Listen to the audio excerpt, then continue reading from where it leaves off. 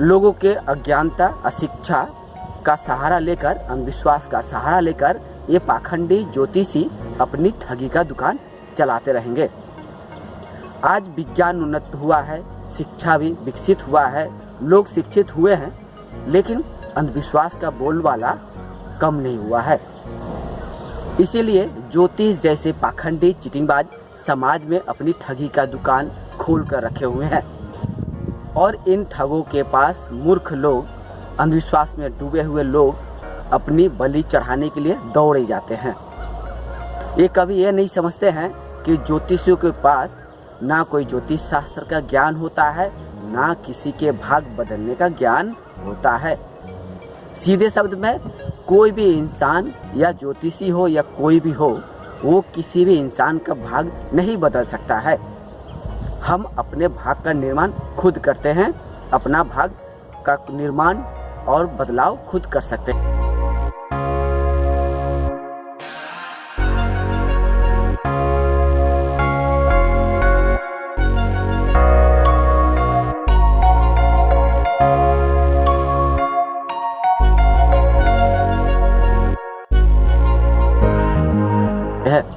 लेकिन मेरे भाग में क्या होगा, क्या नहीं होगा, मैं क्या करूंगा, यह कोई ज्योतिषी, कोई ज्योतिष शास्त्र तय नहीं कर सकता है। लेकिन आप अपने नज़र अपने आस पड़ोस, गांव, देहात, शहर में दौड़ा के देखिए, देखेंगे विभिन्न जगह पे ज्योतिषियों का दुकान खुला हुआ है।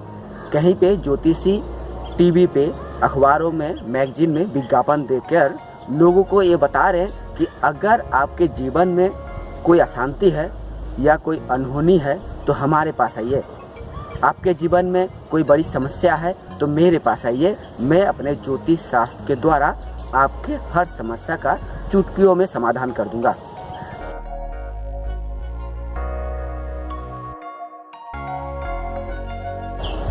यानी आपको ज्योतिष शास्त्र के नाम पर, आपके समस्या का समाधान करने के नाम पर आपको ठगने के लिए ज्योतिषी दुकान खोल कर बैठा हुआ है और आप शिक्षित होकर भी इन पाखंडी चिटिंगबाज ज्योतिषियों के चुंगल में फंस जाते हैं। और जब आपके आंखें खुलती है कि जब आप देखते हैं कि आपके समस्या का समाधान नहीं हुआ है, जो समस्या थी वो समस्या और बढ़ चुकी है, तो आपकी आंखें खुलती है और आपको समझ में आता है कि आपको फलाना ज्योतिषी ने ठग लिया। ऐसे में आप क्या करिएगा? आप किसके पास जाइएगा मदद के लिए?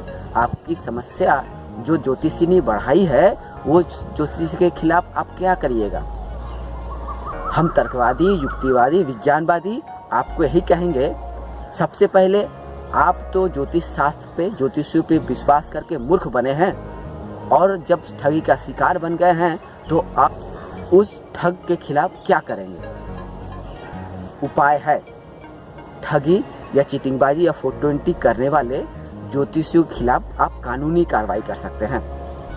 अगर आपके पास उस ज्योतिषी का दिया हुआ कोई पर्चा, कोई विज्ञापन या कोई रिकॉर्डिंग है तो उसके मदद से आप थाने में कंप्लेन करिए, कोर्ट में मामला करिए उस 420 ज्योतिषी के खिलाफ। अगर मदद जरूरत हो तो हम तर्कवादी, युक्तिवादियों से आप संपर्क करिए। हम आपको बताएंगे कि उस ज्योतिषी को जेल की हवा खिलाने के लिए क्या क्या उपाय करना है।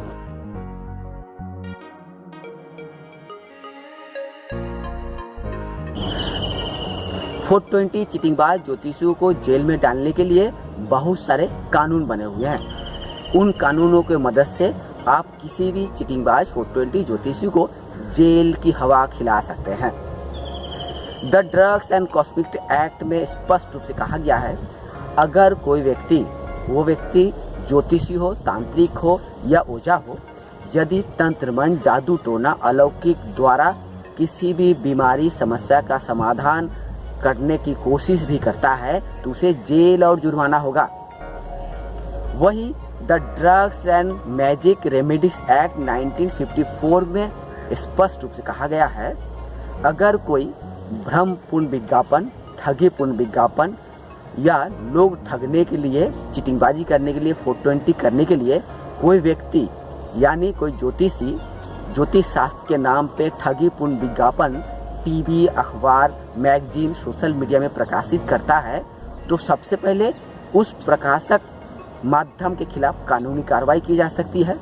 इसके साथ ही जिस व्यक्ति ने यानी जिस ज्योतिषी ने इस तरह के भ्रमपूर्ण, ठगीपूर्ण विज्ञापन प्रकाशित किया है उसके खिलाफ भी कार्रवाई की जा सकती है।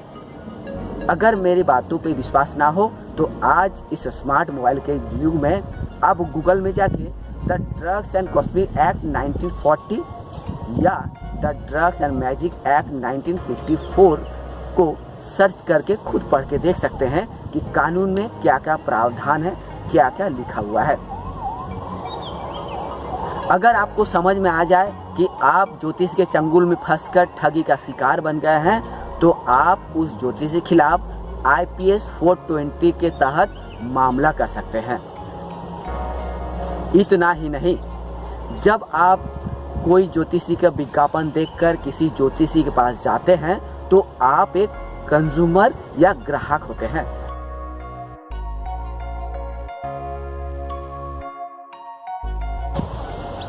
आप एक ग्राहक के तौर पर जब किसी ज्योतिषी के पास जाते हैं तो ज्योतिषी आपके सामने विक्रेता या सेलर होता है और एक आप होते हैं ग्राहक या कंज्यूमर।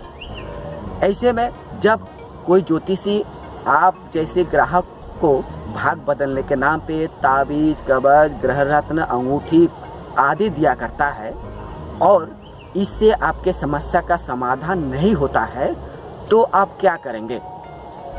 इसका भी एक उपाय है।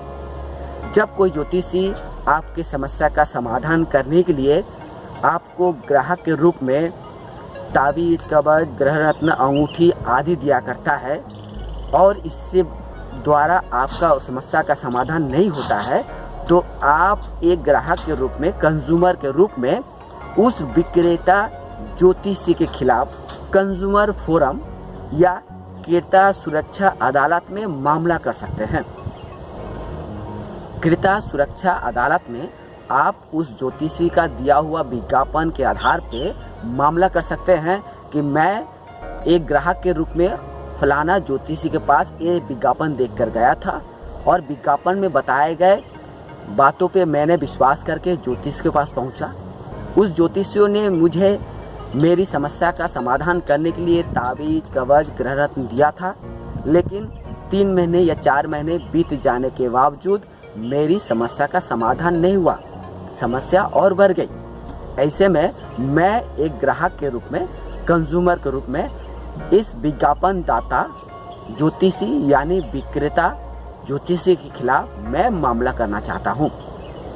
ये मामला आप एक ग्राहक के रूप में करिए और आपके पास यदि सटीक या सही सबूत है तो वो चीटिंगबाज 420 विज्ञापन देने वाला ज्योतिषी जरूर जेल जाएगा।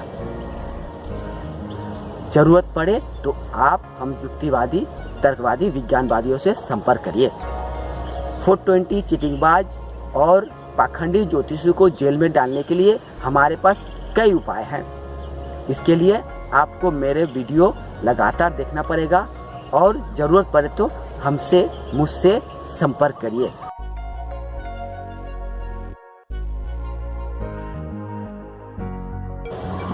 हम अपने तर्कपूर्ण, युक्तिवादी, विज्ञानवादी, तार्किक वीडियो के माध्यम से आपको सजग करना चाहते हैं, जागरूक करना चाहते हैं कि ज्योतिष शास्त्र सिर्फ एक शास्त्र है, लेकिन ये ना तो कोई विज्ञान है और इस शास्त्र के द्वारा ना किसी व्यक्ति का, इंसान का भाग बदला जा सकता है, भाग बताया जा सकता है।